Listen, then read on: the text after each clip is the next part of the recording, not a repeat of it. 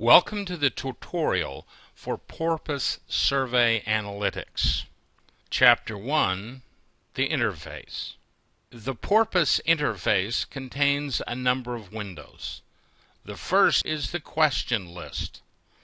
The question list replicates the questionnaire and allows you to make selections of either questions, blocks of questions, or pre-designated independent variables, typically demographics. To open a block of questions, simply click on the book icon.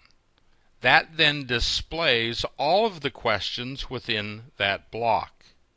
To select a particular question, click on the radio button next to the question. If you wish to select a second question, simply click on the label next to that question. The next window is the results window. This displays the results for any selected question. It displays the different response alternatives. In this case, for the President Obama vital signs question, we have favorable, unfavorable, and no opinion. The first column displays the percentage of respondents who answered each of these responses. This last column displays the sampling error for each response and gives the sampling error for the entire survey. The middle column displays index values. These are important to the analysis and will be described later in the tutorial.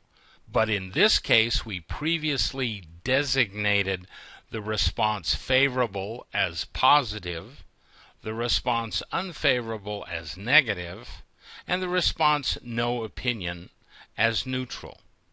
The most important window in the interface is the analytics window.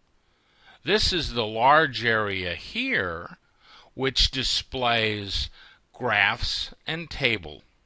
If we did a cross-tabulation of that question with ideology, it would provide us with both the table, breaking down each of those responses by the independent variable of ideology with its responses of liberal, somewhat liberal, middle of the road, somewhat conservative, and conservative.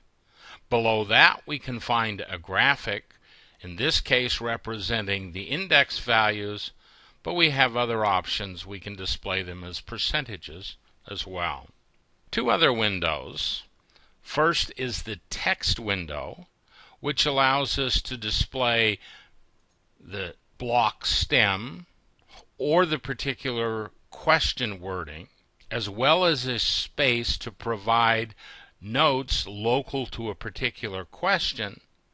A final window gives us statistics for particular functions. Those functions are elicited by clicking on any one of the various tabs. In subsequent chapters of this tutorial, each of these tabs and the respective functions will be described in much greater detail. Two remaining portions of the interface are menus across the top and a toolbar which allows you to access more advanced functions. That's it for the user interface. Watch other chapters for greater detail. Thank you.